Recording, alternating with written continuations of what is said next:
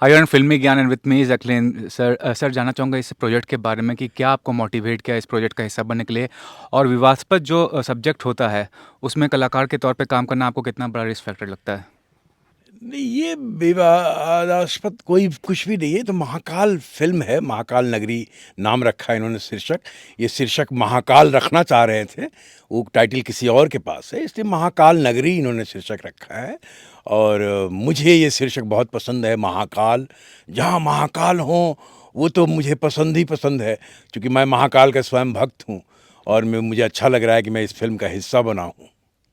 ये भी जानना चाहूँगा कि ट्रेलर से ऐसा लग रहा है कि सनातन धर्म का प्रचार प्रसार करने के लिए भी ये प्रोजेक्ट बनाया गया है। क्या ये आपको लगा कि जब फिल्म में आप काम कर रहे थे कि रियल मोटिव क्या है पर्टिकुलरली इस फिल्म बनाने का? ये फिल्म देखिए, फिल्म बनाने का मोटिव जो है उसको आप ये नहीं कह सकते कि ये प्रचार प्रसार के लिए बन रहा है या क्या बन रहा है। फिल्म बनने के बाद जब दर्शकों के सामने फिल्म रिलीज होती है और दर्शक इसका मतलब निकालते हैं, दर्शक से बड़ा न्यायाधीश कोई नहीं है। तो दर्शक ही ये तय करते हैं कि ये फिल्म क्यों बनाई गई होगी, क्योंकि फिल्म मेकर तो फिल्म बना देता है। क्योंकि वो वन मैन एक दृष्टि होती है, एक डायरेक्टर की, एक राइटर की।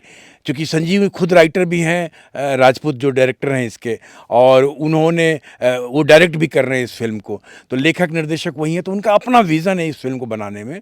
और वो भगवान शिव को लेके और सनातन को लेके कुछ अच्छी बातें गढ़ी हैं उन्होंने, जो कि हमेशा अमूमन फिल्मों में ऐसा होता है, साहित्य में ऐसा होता है। तो उसी तरह की ये कुछ फिल्म है।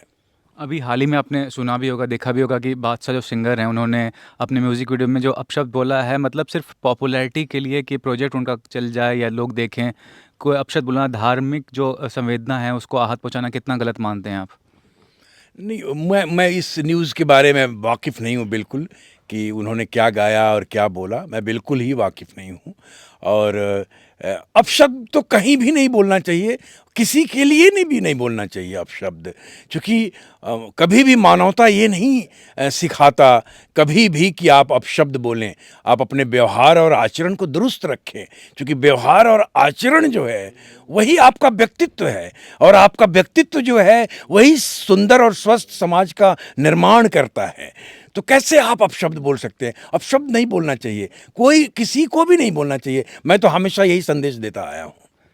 सर इतने सालों से इंडस्ट्री का हिस्सा हैं आप, मतलब नकारात्मक रोल करते हैं, नेगेटिव रोल की आप, आज के दौर में नेगेटिव रोल्स का कितना वैल्यू है? खासकर ओटीटी प्लेटफॉर्म काफ़ी मौका दे रहा है नेगेटिव रोल्स प्ले करने वालों को, तो क्या मानते हैं कि विलनस रोल या नेगेटिव रोल का कितना वैल्यू है आज के दौर में एंटरटेनमेंट इंडस्ट्री में?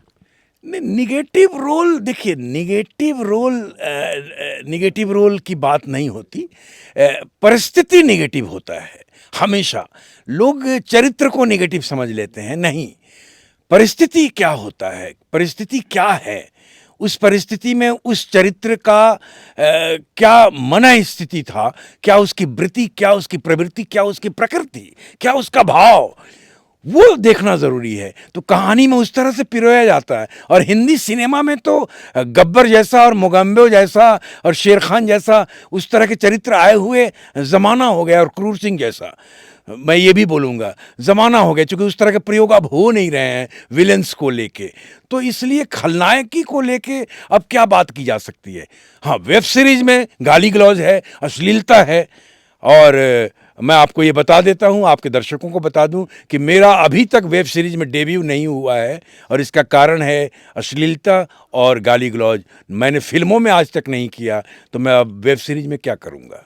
नहीं, ये तो बहुत बड़ा डिस्क्लोज़ किया है, क्योंकि हमें भी नहीं मालूम था, शायद दर्शकों को भी मालूम नहीं होगा कि आपने डेब्यू नहीं किया है, सिर्फ़ इस वजह से कि गाली-गलौज होती है। तो हाल ही में सलमान सर ने बोला था कि रोकथाम होनी चाहिए, सेंसरशिप होना चाहिए। लास्ट सवाल है ये मेरा, सेंसरशिप होना कितना ज़रूरी है ओटीटी में, अगर मानते हैं तो इस बात को लेके? सेंसरशिप से कुछ नहीं होता, स्ट्रिक्ट कानून बनना चाहिए। और सुप्रीम कोर्ट ने तो कहा था गवर्नमेंट ऑफ इंडिया को कि समाज को और समाज के लिए सिर्फ नियम बना देने से काम नहीं चलेगा। ओटीटी के लिए आपको स्ट्रिक्ट कानून बनाना पड़ेगा, क्योंकि जब तक स्ट्रिक्ट कानून नहीं बनेगा तब तक लोग मानने वाले नहीं हैं। आजकल तो बनाने वाले गाली गाली को ही क्रिएटिविटी समझते हैं, अश्लीलता को ही क्रिएटिविटी समझते हैं। क्रिएटिविटी आकर उसी दायरा में सीमित हो गया है। तो अभी क्या कर सकते हैं? तो इसलिए स्ट्रिक्ट कानून बनना चाहिए। सेंसर बोर्ड तो अपना काम करती है, लेकिन जब तक स्ट्रिक्ट कानून नहीं बनेगा तब तक ये वैसा अश्लीलता और गाली गलौज बंद नहीं होने वाला है। सर और कोई डिस्क्लोज़ करना चाहते हैं किसी प्रोजेक्ट के बारे में जो कर रहे हैं या करना चाह रहे हैं या लाइनअप में है अगर? मेरी एक फिल्म आ रही है कमला हसन के साथ, शंकर उसके डायरेक्टर है, इंडियन 2। अभी नीलेश जैन की फिल्म हमने कंप्लीट की है, पीएमटी।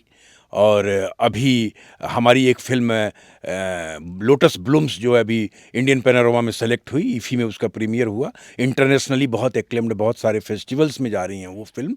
और इस तरह से मैं अपनी फिल्में किए जा रहा हूँ, सेलेक्ट कर करके अलग अलग रोल्स, अलग अलग प्रयोग।